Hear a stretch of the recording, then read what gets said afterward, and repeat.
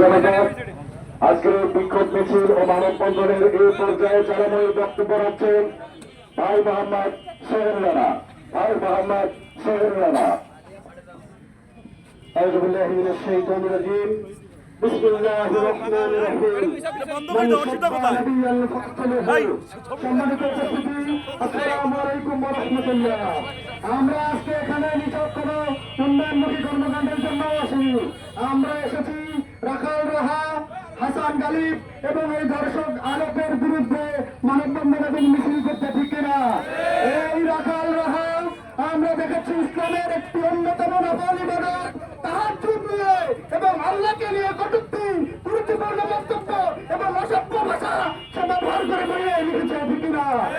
এই রাখাল রাহা আমরা দেখেছি এনসিটিভির একটি গুরুত্বপূর্ণ দায়িত্ব রয়েছে। এইরকম একজন নাস্তিক মানা, মুক্ত মানা, কুরুচিপূর্ণ ব্যক্তি কিভাবে বাংলাদেশের রাষ্ট্রীয় প্রতিষ্ঠান এনসিটিভির মতো একটি প্রতিষ্ঠানে চাকরিরত অবস্থায় থাকতে পারে? আমাদের প্রশ্ন আছে। অনতিবিলম্বে এই রাখাল রাহাকে ফাঁসির কাজটা ঝুলিয়ে দিতে হবে। আল্লাহর রাসূলকে নিয়ে যারা কটূক্তি করে, হাদিসে এসেছে মান সাব্বা নাবিয়ান ফাকতুলহু, তাকে প্রকাশ্যে ফাঁসি দিতে হবে। রাসূলকে নিয়ে যারা ছিলিমিলি খেলবে, আল্লাহকে নিয়ে যারা মন্তব্য করবে, যারা ইসলামের অবমাননা করবে, ধর্মীয় অনুভূতিতে আঘাত করবে, তাদের বিষয় একটাই, সেটা হচ্ছে ফাঁসি, ফাঁসি এবং ফাঁসি। এই ধর্ষকদের বিচার হচ্ছে মাটিতে গেড়ে অর্ধেক ফুটে তাকে পাথর দিয়ে ধরে বিচার করতে হবে। এই বিচার বাস্তবায়ন করতে হবে।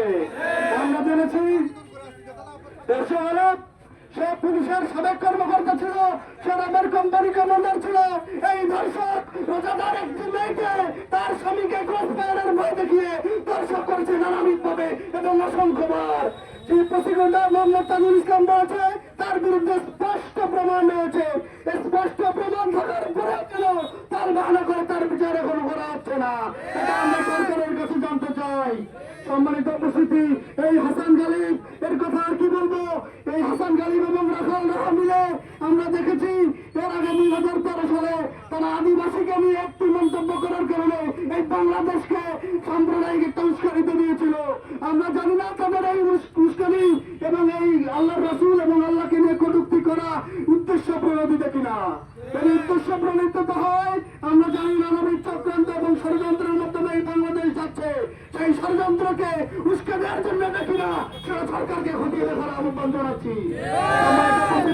আমরা বারংবার এই ডোমার উপজেলার মাটিতে তৌহিদি জনতার ব্যানারে, ডোমার উপজেলার সর্বস্তরের মুসলমানের ব্যানারে আল্লাহর রাসূলকে নিয়ে যারা কটূক্তি করেছে, আমরা বারংবার এসেছি, এখানে মানববন্ধন করেছি, আমরা আমাদের কর্মসূচি পালন করেছি। এই জমিন আমার, এই দেশ আমার, এই দিন আমার, এই দিন, এই জমিন, এই দেশকে যারা অবমাননা করবে, ইসলামকে নিয়ে যারা কটূক্তি করবে, তাদের ঠাঁই এই বাংলাদেশে আমরা দিতে চাই না। ব্যক্তিকে যারা দর্শনের শিকার করবে, তাদের ঠাঁই এই বাংলাদেশে হবে না। আল্লাহর রাসূলকে নিয়ে যারা কটূক্তি করবে, তাদেরকে অবিলম্বে, অনতিবিলম্বে তাদেরকে সাজাপ্রাপ্ত হতে হবে। তাদেরকে এনসিটিভির মতো গুরুত্বপূর্ণ প্রতিষ্ঠান থেকে চাকরিচ্যুত করে দ্রুত বিচারের আওতায় আনতে হবে। সম্মানিত উপস্থিতি, আপনারা সকলে অল্প সময়ের আহ্বানে আমাদের এই আহ্বানে এখানে এসেছেন, বিক্ষোভ মিছিল সমাবেশ পালন করেছেন, মানববন্ধনকে সুন্দরভাবে পরিচালনা এবং সুশৃঙ্খল ভাবে করার জন্য আপনারা এসেছেন। আপনাদেরকে ধন্যবাদ জানিয়ে শেষ করছি। আখির দাওয়ানা আলহামদুলিল্লাহ। আসসালামু আলাইকুম ওয়া রাহমাতুল্লাহ।